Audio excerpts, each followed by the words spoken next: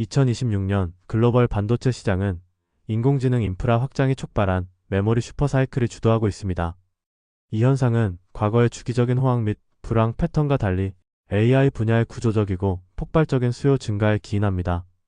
주요 메모리 공급 업체들은 수익성이 높은 고대역 폭 메모리 생산에 집중하기 위해 기존 디램 및 낸드 플래시 생산 능력을 제할당하고 있으며, 이는 PC와 스마트폰 등 소비자 가전 시장의 심각한 공급 부족과 가격 급등을 초래하고 있습니다.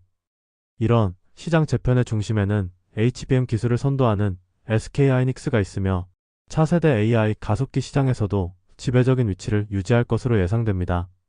한편 AI 추론 시장의 성장으로 인해 낸드 플래시 수요 역시 급증하며 샌디스크와 같은 낸드 전문 기업들이 큰 수혜를 입고 있습니다. 메모리 산업 전반에서 대규모 신규 팹 투자가 진행 중이지만 2027년에서 2028년까지는 공급 부족 해소에 기여하기 어려울 전망입니다.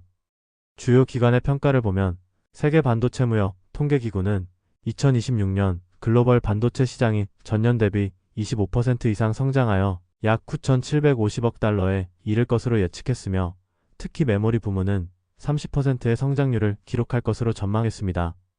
뱅크 오브 아메리카는 2026년을 1990년대 호황에 버금가는 슈퍼사이클로 정의하며 글로벌 디램 매출이 51%, 낸드 플래시는 45% 급증할 것으로 예상했습니다.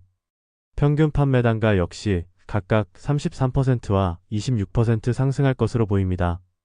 디램 시장을 상세히 살펴보면 현재 메모리 부족 현상은 전체 생산 능력의 감소가 아닌 전략적 생산 능력 제할당이 큰 영향을 미치고 있습니다. 현재 삼성전자, SK하이닉스, 마이크론 등 주요 공급 업체들은 소비자용 디램 및 낸드보다 수익성의 월등히 높은 AI 데이터 센터용 HBM 생산을 최우선으로 하고 있습니다. 이때 HBM은 다이 크기가 크고 공정이 복잡하여 HBM 웨이퍼 한 장을 생산하면 기존 디램 웨이퍼 2장 이상을 생산할 수 있는 능력이 태체됩니다. 즉, 웨이퍼 생산량이 동일하더라도 전체 메모리 피트 측면에서의 공급량은 감소하는 결과를 낳습니다. 2026년에는 데이터 센터가 전체 하이엔드 메모리의 최대 70%를 소비할 것으로 예상되며, 이는 과거 소비자 기기 중심이었던 시장 구조가 완전히 역전되었음을 의미합니다. 일반 소비자 대상 산업에서 특정 기업을 대상으로 하는 산업으로 변화된 것입니다.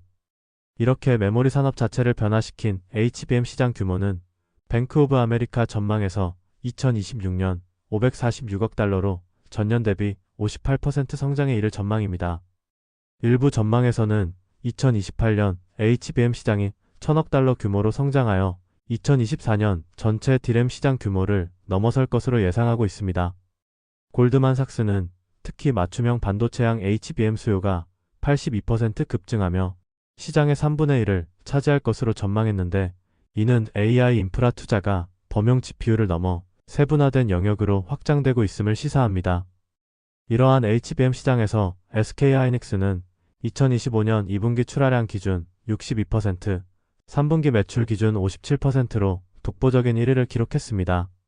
골드만삭스는 2026년까지 HBM3, HBM3의 분야에서 지배적인 위치를 유지하며 SK하이닉스가 50% 이상의 점유율을 유지할 것으로 분석했습니다. 특히 UBS는 SK하이닉스가 구글의 최신 TPU의 첫 번째 HBM 공급사가 될 것이라고 분석하며 픽테크 고객사내 입지를 강조했습니다.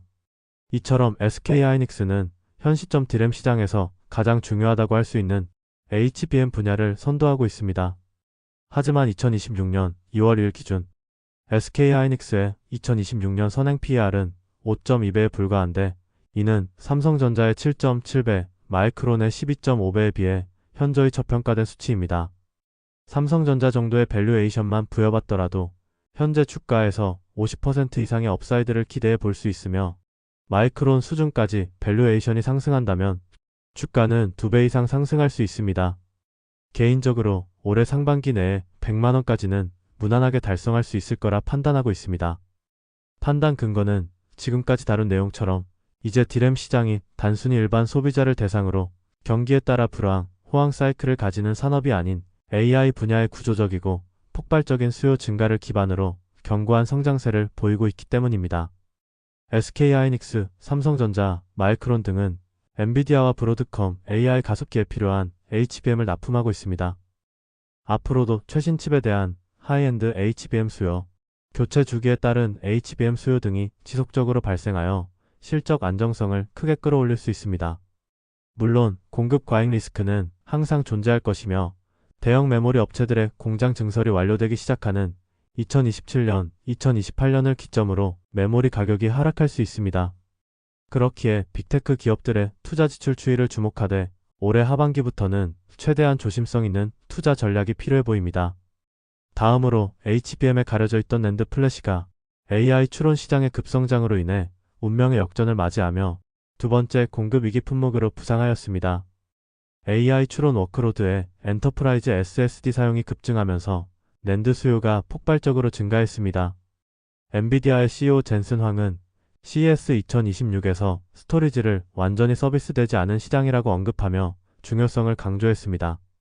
지난 1월 29일 발표된 샌디스크의 2026 회계연도 2분기 실적 발표에서는 시장의 기대를 훌쩍 뛰어넘는 어닝 서프라이즈를 기록했습니다. 매출액은 30억 3천만 달러로 전년 동기 대비 61% 증가했고 시장 예상치인 26억 9천만 달러를 크게 상회했습니다. 조정 주당 순이익의 경우 6.2달러를 기록하여 전년 동기 대비 무려 404% 증가했고 시장 예상치인 3.62달러를 2배 가까이 상회했습니다. 이는 데이터 센터 매출이 76% 급증했기 때문인데 AI 모델의 추론 및 학습 데이터 처리를 위한 고성능 ESSD 주문이 몰리며 성장을 주도했습니다.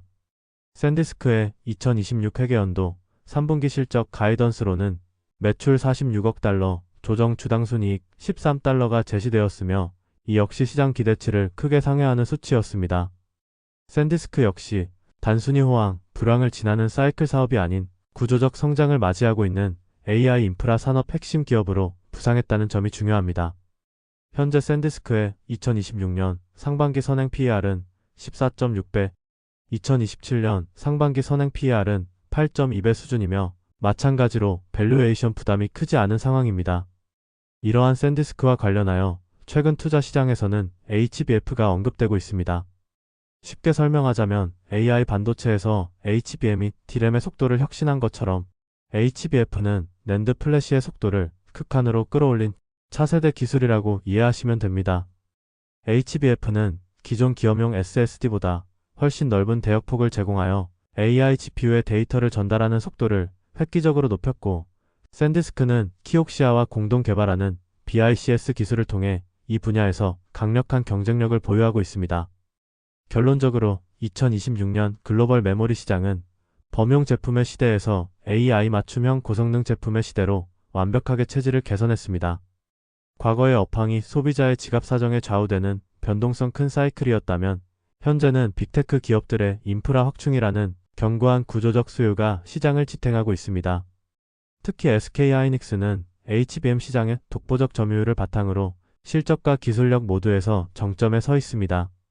하지만 타사 대비 현저히 낮은 PER은 향후 강력한 주가 상승의 근거가 되며 단순 제조사를 넘어 AI 가속기의 필수 파트너로 자리매김했다는 점이 핵심 투자 포인트입니다. 다음으로 AI 훈련을 넘어 AI 추론 시장의 팽창은 낸드 플래시를 스토리지 이상의 가치로 끌어올렸습니다. 샌디스크는 HBF라는 차세대 기술 카드를 꺼내들며 ESSD 시장의 폭발적 성장을 수익성 극대화로 연결하는 데 성공했습니다. 2026년은 전례 없는 슈퍼사이클의 정점을 향해 가고 있고 올해 상반기까지는 저평가된 AI 메모리 기업 위주로 비중을 확대하는 것이 유효한 투자 전략이 될 수 있습니다.